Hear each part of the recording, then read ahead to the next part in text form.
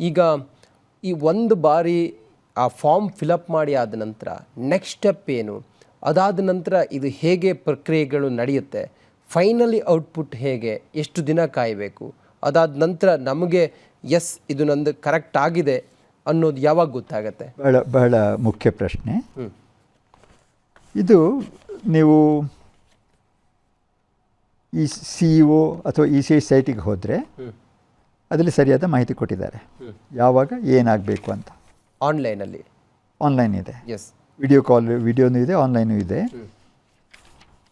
So ಅದರ ಪ್ರಕಾರ ಕೆಲವು ತಾರೀಖುಗಳನ್ನು ಕೊಟ್ಟಿದ್ದಾರೆ, ಯಾವಾಗ ಏನು ನಡಿಬೇಕು ಅಂತ.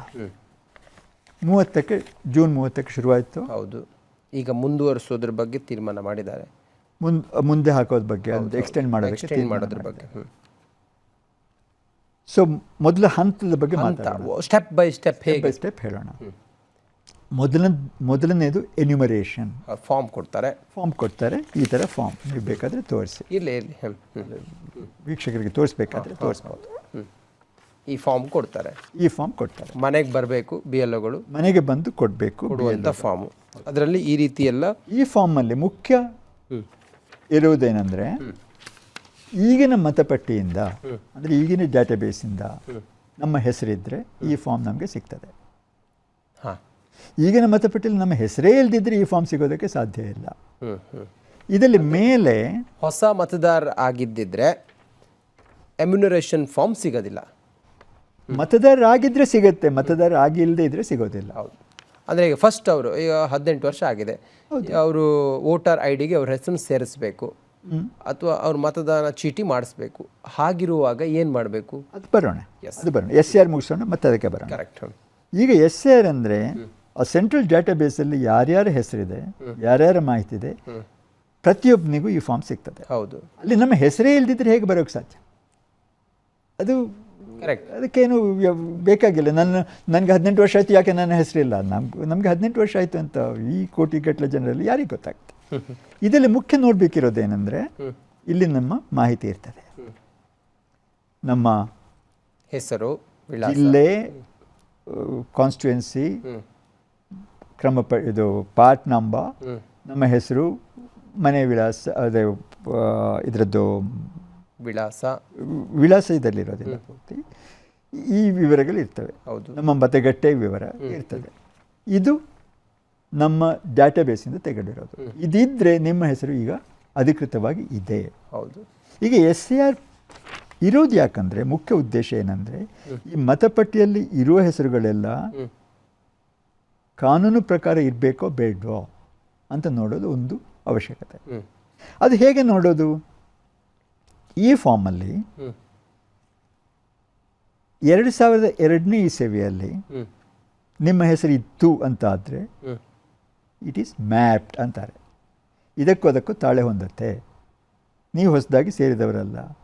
ಈಗ ನಿಮ್ಮ 2002ನೇ ಇಸವಿಯಲ್ಲಿ ನಿಮಗೆ ಬಹುಶಃ ಮತ ಚಲಾಯಿಸುವ ಹಕ್ಕಿರಲಿಲ್ಲ, ಆಗ ಇರ್ಲಿಕ್ಕೆ ಸಾಧ್ಯ ಇಲ್ಲ. ಓಕೆ, ನನ್ನ ವಿಷಯ ತಗೊಂಡ್ರೆ 2002ನೇ ಇಸವಿಯಲ್ಲಿ ನಾನು ಮತದಾರರಾಗಿದ್ದೆ, ಅದು ವಿಳಾಸ ಇದೆ ಪಟ್ಟಿಯಲ್ಲಿ.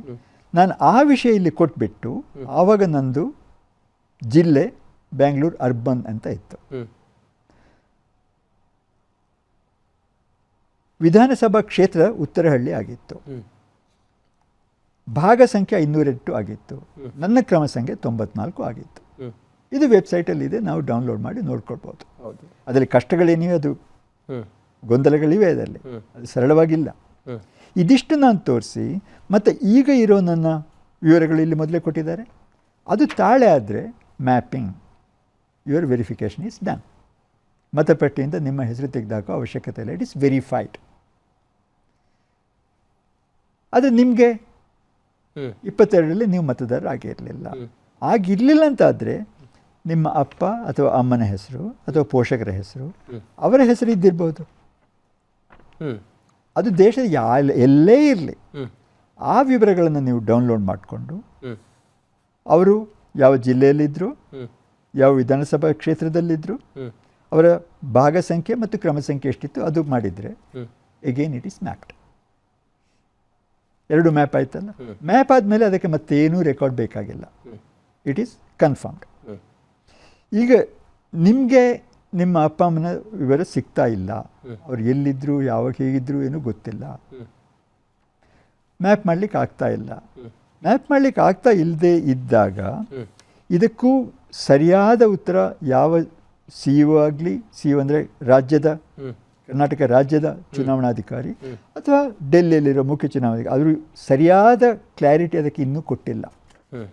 ಇದು ಇಲ್ದಿದ್ದಾಗ ಕೆಲವೊಮ್ಮೆ ಹೇಳ್ತಾರೆ ನಿಮ್ಮ ಆಧಾರ್ ಕಾರ್ಡ್ ತೋರಿಸಿ, ಪಾಸ್ಪೋರ್ಟ್ ತೋರಿಸಿ, ಈ ವಿವರಗಳನ್ನೆಲ್ಲ ತೋರಿಸಿ ನೀವು ಇಲ್ಲಿ ಇದ್ದೀರಿ ಅಂತ ಒಂದು ಮಾಹಿತಿ ಕೊಡಿ ಅಂತ ಹೇಳಿದ್ದಾರೆ. ಅದೊಂಥರ ಕನ್ಫ್ಯೂಷನ್ ಸ್ಟೇಟಲ್ಲಿ ಇನ್ನೂ ಇದೆ. ಈಗ ಹೆಚ್ಚಿನ ಅಂಶ ನಾವು ಸುಲಭದ ದಾರಿ ಮುಗಿಸೋಣ, ಮತ್ತೆ ಕಷ್ಟದ ದಾರಿಗೆ ಮತ್ತೆ ಬರ್ಬೋದು. ಸುಲಭದ ದಾರಿ ಅಂದರೆ ಒಂದು, ನನ್ನ ಹೆಸರು 2002ನೇ ಇಸವಿಯಲ್ಲಿ ಇತ್ತು, ನನಗೆ ಅದು ಹುಡುಕಿ ನೋಡಲಿಕ್ಕೆ ಆಗ್ತಾ ಇದೆ, ಅಥವಾ ನಂದಿರಲಿಲ್ಲ ಆದರೆ ನನ್ನ ಅಪ್ಪ ಅಮ್ಮ ಯಾರದೋ ಒಂದಿದೆ, ಅದು ನಾನು ಕೊಡಲಿಕ್ಕೆ ಆಗ್ತಾ ಇದೆ, ಮುಗೀತು ಕೆಲಸ, ಅಲ್ಲಿಗೆ ಮುಗೀತು. ಯಾವುದೇ ಕಾರಣಕ್ಕಾಗಿ ಆದರೂ ಕೂಡ ಅದು ನೀವು ಮನೆಯಲ್ಲೇ ಇರಲಿಲ್ಲ ಅಥವಾ ನೀವು ಯಾರೋ ನಿಧನರಾಗಿರ್ತಾರೆ ಮನೆಯವರು, ಆ ವಿವರ ಇದ್ದರೆ ಅವರದನ್ನು ಮಾರ್ಕ್ ಮಾಡಿ ರಿಪೋರ್ಟ್ ಮಾಡಬೇಕು. ಈ ಚೀಟಿಯಲ್ಲಿರೋರ ಹೆಸರು ಅವರು ತೀರಿ ಹೋಗಿದ್ದಾರೆ ಅಥವಾ ಸ್ಥಳಾಂತರಗೊಂಡಿದ್ದಾರೆ, ಅವರು ಈ ಮನೆಯಲ್ಲಿಲ್ಲ, ವಿಳಾಸ ಸರಿ ಇಲ್ಲ. ಮುಖ್ಯವಾಗಿ 5-6 ಕಾರಣಗಳಿವೆ ಹೆಸರು ತೆಗೆದಾಕಲಿಕ್ಕೆ: ಎಕ್ಸ್ಪೈರ್ಡ್, ಡುಪ್ಲಿಕೇಟೆಡ್ ಅಥವಾ ರಿಪೀಟೆಡ್, ಮಿಸ್ಸಿಂಗ್.